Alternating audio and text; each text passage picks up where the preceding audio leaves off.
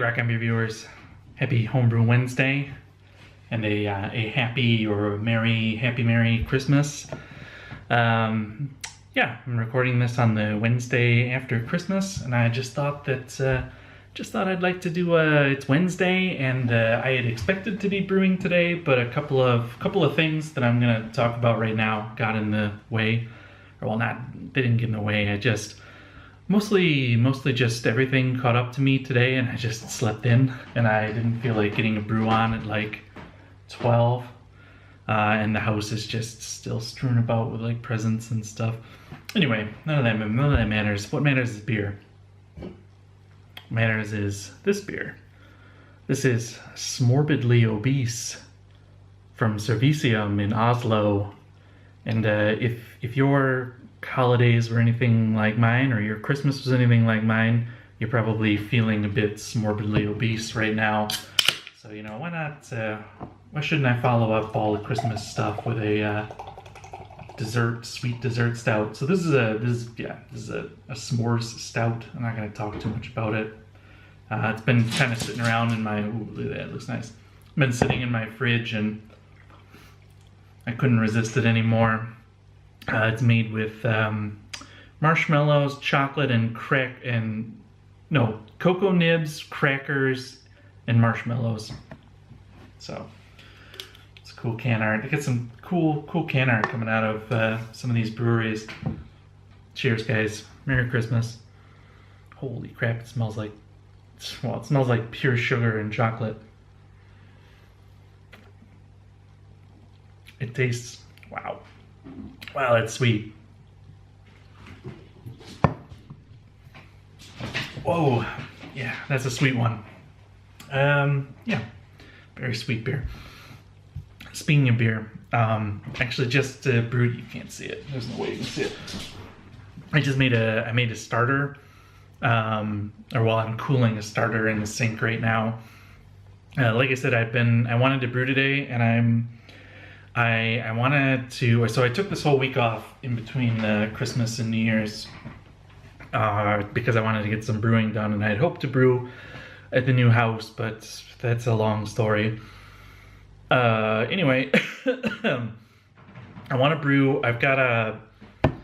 So when I thought that I was going to be going to the new place like this week, I wanted to order some fresh malt, because I've got, my malt has been sitting for the better part of a year. I mean, in airtight buckets, like food buckets, but still. So I wanted to get some fresh malt, and I wanted to try this new homebrew place in Poland that a lot of the Danish homebrewers order from. I don't know how to pronounce it actually. It's called Tważ Brauer. Tważ. I don't know. I don't speak Polish. But anyway, a lot of Danish brewers order from there, and I wanted to try it out because it's supposed to be pretty cheap, and they have really nice shipping rates to Denmark. So I did a huge order. I got too carried away, you guys. I started looking into hops, and they had a lot of hops I'd never heard of, and some other guys, some other brew tubers are doing this hop experiment thing where they're doing all these new hops, and I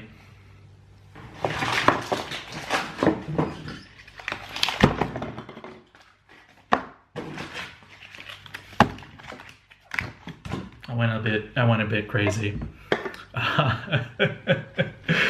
And I still have all those hops that I showed in a couple videos ago, still sitting in the freezer. But I couldn't help myself. Some of them are just some hops for some beers I want to brew. Stuff you've heard of, Citra, nothing new there. Azaka, I want to give Azaka another spin because the beer I made with it was kind of shit. I think I got some Mosaic. I actually think legally you can't make a hop order without ordering Mosaic. I think that's actually, I think you go to prison for that in some places. So got some Mosaic, but the ones that are really cool are Yeah, they are all around me, and then I just realized that I wanted to talk about them on camera, but the descriptions on the hop packet are in Polish, and I, as I said earlier, do not speak Polish, so I will have to look up. I would have to look up the descriptors for them, but while I'm doing that, I'm just gonna. I have it on my phone actually. Anyway, I am. So I want to brew a pale ale tomorrow. Pretty simple pale ale. I'm gonna do a video on it, so I'm not gonna talk too much about that. But I'm actually gonna split the batch. I'm gonna make the wort up, and then I'm gonna pump off half of it. And I want to make 2 beers, both of them hopped straight through with one of the hops. So. Oh, man, a bunch of people are messaging me and messing up my scroll game here on the phone. New hops. Anyway, so yeah, I'm brewing that tomorrow, and I also want to make a cider. I'm also going to make a video about that, so I'm not going to talk too much about it. But my wife and I, we bought some local apple cider from the supermarket. It was on sale, and so I'm going to make a cider, and I want to do the whole thing with USO4. And I took a look at my only packet of USO4 that I have that's been laying in the fridge for 10,000 years now. And I realized that it's actually out of date. Not by much. I mean, it's out of date by like a month. But, I mean, I want to do 20 liters of beer and 10 liters of cider. So I'm going to build a big starter up with it just to be safe. I'm going to build a 2-liter starter, and I'm going to add I'm going to use like 500, slightly more than 500 mils. Math escapes me at this moment, but I'm going to split it.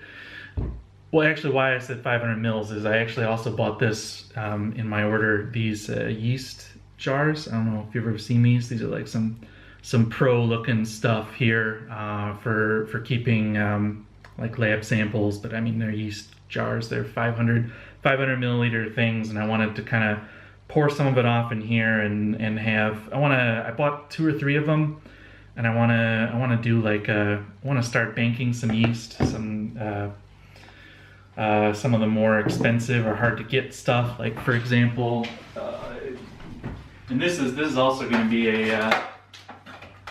I finally done gone and did it, you guys. I finally done gone and got that WLP 644. Everybody's been. I know I'm way behind on that, but it's hard to get here. Sometimes it goes in and out, and then I'm taking a risk here. This is actually from a Polish yeast lab, which is pretty cool. Available from that, and this is. I don't know if you can read it. I don't know if it's going to focus for you. This is a Voskvike strain that they have isolated and sold for homebrewing. So I see everybody using the Kvike, and I am jealous. This entire order was basically out of jealousy because I haven't brewed in so long, and I've been seeing people use cool yeast and awesome hops, and so now I went crazy. So I've got the Kvike yeast. I probably am gonna wait both on the 644 and the Kvike until I get the new place up and running, because I wanna, because once I brew the beer tomorrow, I won't have any place to brew more beers for a while. So hopefully I'll have the new house but I bought these because, I mean, the Kvike and the 644 are relatively expensive yeasts, and I kind of want to reuse them again in a few more things. And I don't want to keep ordering them over and over again, because it only makes sense to order like 30 kilogram boxes, and I mean, I don't need to be ordering 30 kilogram boxes every month. Maybe I do. Maybe I should. I'm talking really fast because I can see I'm already like 9.5 minutes, and I have so much information to pack into this. So much information. So the hops. Let's go. Phone. I have to have that biometric lock on my phone because of my work, so sometimes it can't read my fingerprint. So this is this one, and I don't know how to pronounce it in German. In Danish, I think it would be Smage. Smell. Anyway, this is the German and Danish word for, is it ruby? I think it's ruby. Yeah, anyway, it's sapphire? No, ruby. Damn it. Some kind of red precious stone. Oh, emerald. Wow, stupid. It's right there. It's right there in my notes. Formerly known as emerald. So this one has aroma descriptors of floral, spicy, and mildly fruity. I have thoughts on a India Pale Lager on this one. So some places emphasize the fruity aspect, the like kind of citrus. So anyway, Callista. Do I have Callista? Yeah, Callista, another German hop. This one says intense, fruity, harmonious, sweet fruits, apricot and maracuja, red berries, forest fruits, blackberry, raspberry, grapefruit. That sounds awesome, right? Actually, I think this is one of the ones I'm going to use tomorrow.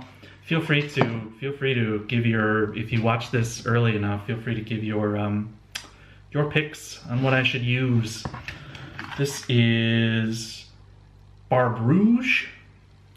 Probably this is a French hop. If you, I've never used a French hop before, but they had a lot of French hops, and some of them sounded pretty interesting, including this one. This is red fruit aromas, notes of strawberry and cherry. That sounds kind of cool. I don't know what I'm going to do with that one yet. I'm not using it tomorrow. Well, maybe, I don't know. You guys vote. You guys vote, and I'll ignore it.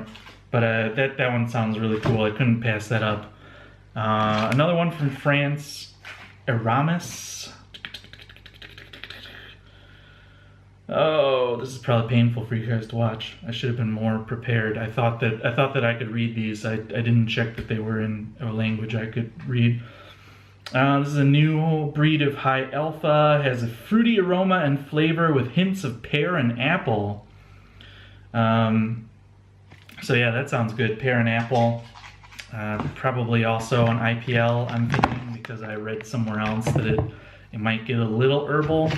But so this is probably the other one I'm going to use tomorrow, unless there's some kind of overwhelming coup in the comments in the next 12 hours.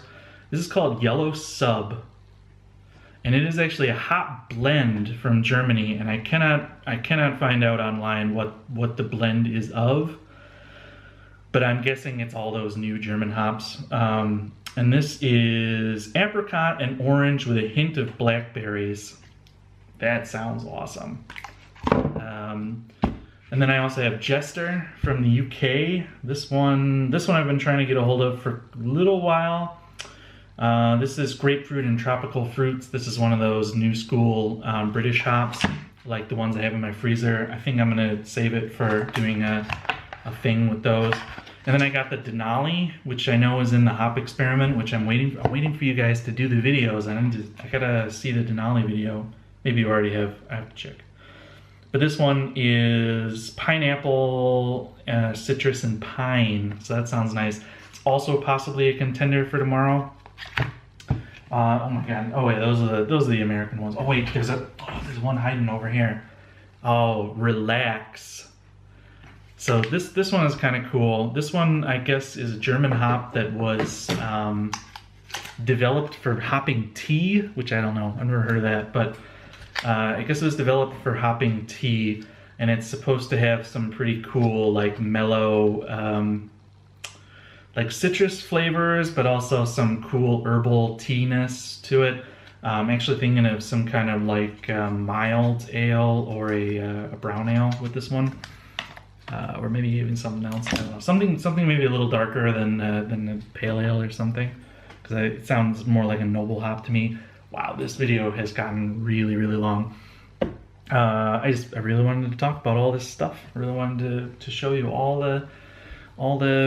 my presents from Alex to Alex. Anyway, I'm gonna brew tomorrow. I have the starter and everything, and I'm actually gonna go milk grain right now. And yeah, guys, Merry Christmas, and thanks for sticking through. If you stuck through to this to the end here, jeez, it's thanks. And yeah, next video is gonna have some brewing in it. Next video is gonna have brewing or pouring juice into a carboy. One of those things. Something is gonna ferment. Something's gonna ferment in the next video, I promise. Cheers. I'm gonna go and get diabetes from this beer and mill some grain. Cheers, guys. See you. See you.